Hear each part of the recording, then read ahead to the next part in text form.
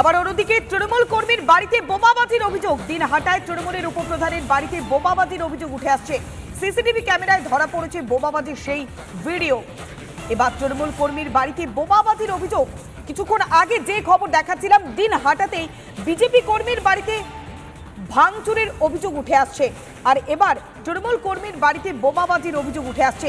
কিংসুক এই মুহূর্তে সেখানকার যে স্থানীয় নেতৃত্ব তারা কি কি অভিযোগ করছে, বারবার কেন নির্বাচনের আগে উত্তপ্ত হচ্ছে দিনহাটা? কিংসুক,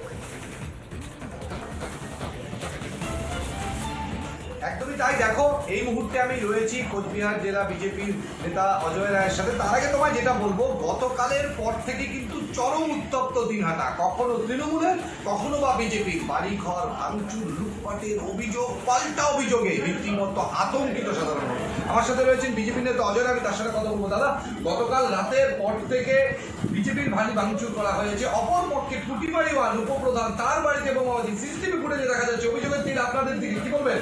দেখুন, টুটিমারিতে সেখানে আমাদের ভারতীয় জনতা পার্টি কেউ সেখানে যায়নি। ওখানে তৃণমূলের উপপ্রধান এবং প্রধান দুজনের মধ্যে গোষ্ঠীপূর্ণ রয়েছে। তাদের মধ্যে লড়াই কাটমারি নিয়ে।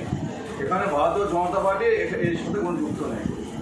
গতকাল রাতে বিজেপির বিভিন্ন কর্মীদের বাড়ি ভাঙচুর হয়েছে, আবার তৃণমূলেরও ভাঙচুর হয়েছে। কিন্তু এই যে বোমাবাজি, সিসিটিভি ফুটেজ, এ কি এখন অঙ্গ হয়ে দাঁড়িয়েছে দিনহাটা? দেখুন, দিনহাটার রাজনীতিতে যতদিন উদাঙ্গ আছেন, এই নোংরা রাজনীতি চলতে থাকবে। আপনারা কালকে থেকে দেখেছেন যে অনেক আমাদের ভারতীয় জনতা পার্টির যারা কার্যকর্তা, তাদের বাড়িঘর ভাঙচুর করা হয়েছে, লুটপাট করা হয়েছে।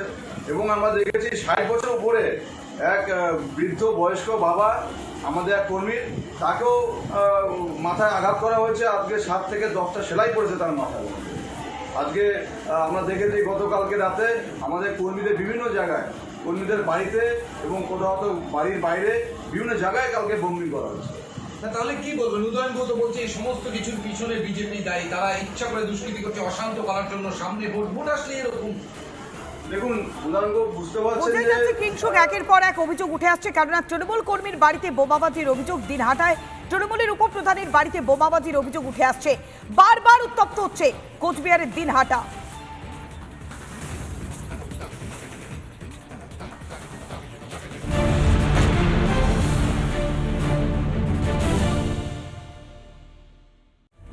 ময়নাগুড়ির যে ভয়াবহ অবস্থা, সে কিন্তু আর মুখে বলার মতন না। বাড়ি বলে কিচ্ছু নেই, গোটা গ্রামকে গ্রাম একদম ফাঁকা হয়ে গেছে। শুভেন্দু অধিকারী কিন্তু ইতিমধ্যেই চলে এসেছে জলপাইগুড়ি সুপার স্পেশালিটি হাসপাতাল। বিপর্যয় তো বিপর্যয়, সহানুভূতি আছে। In the camp, where all medical facilities are provided, depending on whoever comes here.